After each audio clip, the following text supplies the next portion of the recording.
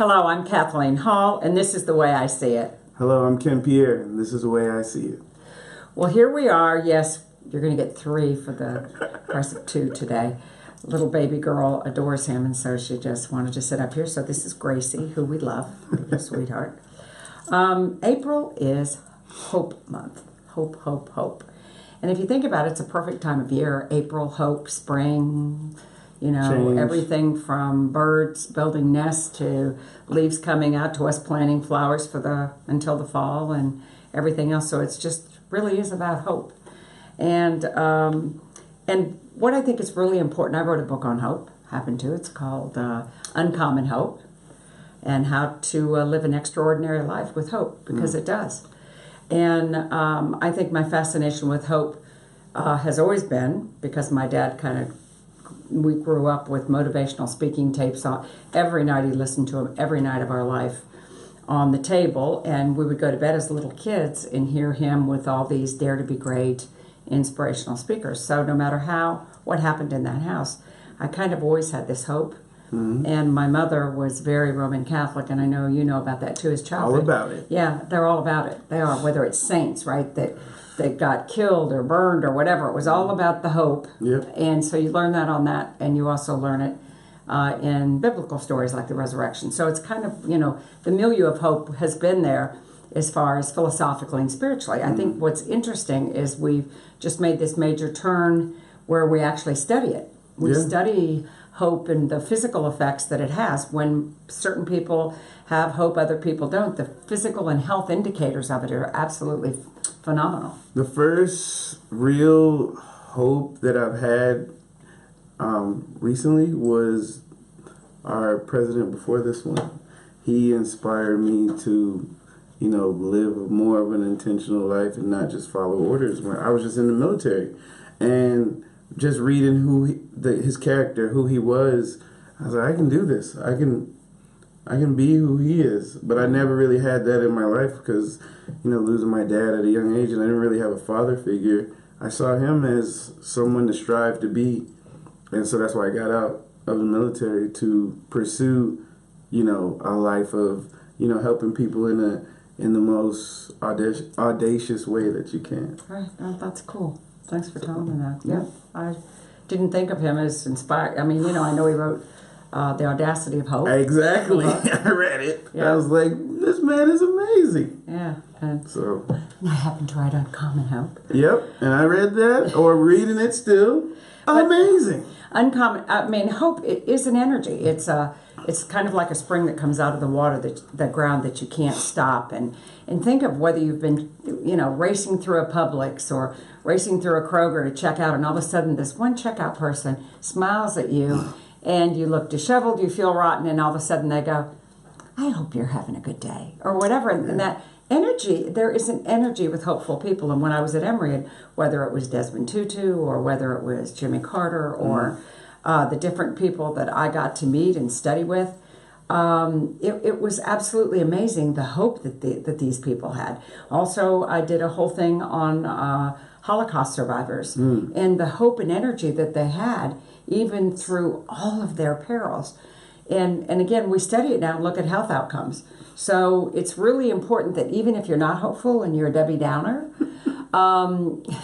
sorry, all the Debbies out there, but if you're a Debbie Downer... And the Desmonds, like me. Yeah. The Desmond Downers. You kind of need to use it as a practice. That if not, try to develop hope. And I have some tips.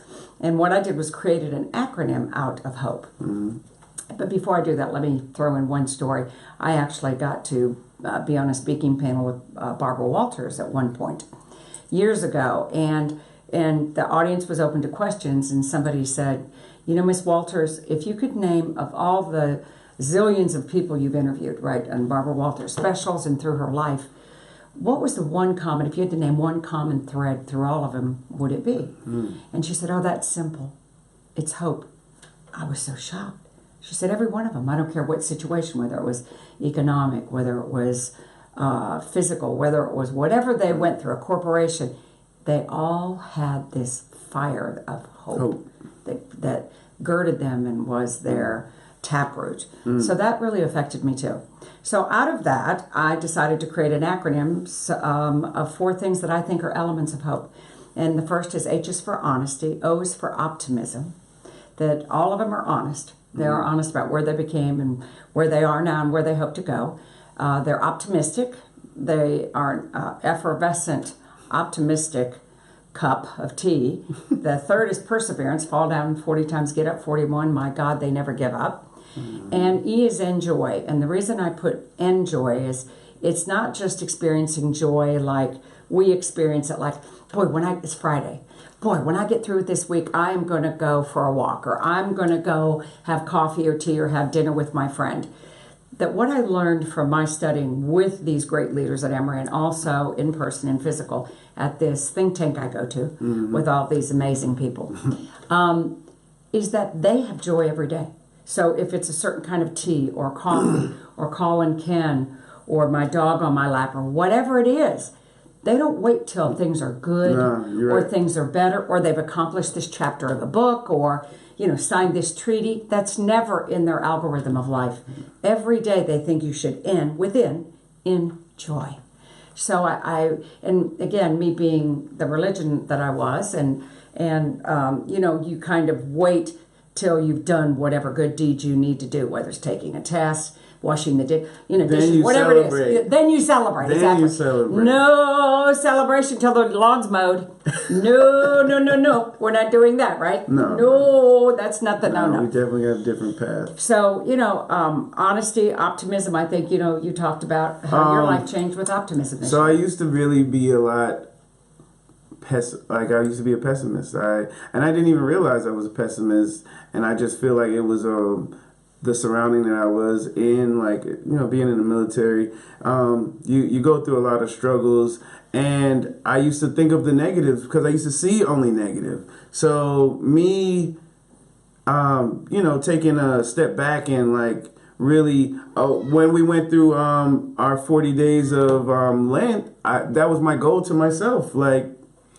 I need to be a lot more positive. I saw that I was being negative. So I turned it around. I would, notice when I am, and I'm like, no, positive thoughts, positive. So that really opened me up to optimism, and it's a contagious drug that I cannot get rid of, and I don't want to. That's really great. And again, I know you know this. For those of you who think you can't be optimistic, yeah, you can. I don't care who's what the politics are or what the environmental rain, snow, mudslides or whatever. It really is a discipline. Yeah. It really is a discipline, a spiritual and emotional discipline, because we know what it does for health. Your perspective is everything. So and then perseverance. Control that. Absolutely, we talked about perseverance. When you were in your service, going through college, which was tough. And me, especially through my whole long life, but I'm the queen of perseverance. Even this company, the Mindful Living Network, reframing it, doing it, financing it, going, fall down 40 times, get up 41. You keep doing it over and over. Pounding the ground. Pounding the ground. That's a good way to put it. And then we talked about enjoy. And again, I'm such a little worker bee. Yeah. Yeah, that I really do, though. You notice it in our home or tea or things that we do. We do it every day. Yeah, we do. Eat lunch. It's a great routine, great ritual. It is. It's a great ritual. So, as we leave April, which is Hope Month, please bring hope into your own life. You can go to our website and find out tips for hope and articles. And, of course, I have the book Uncommon Hope.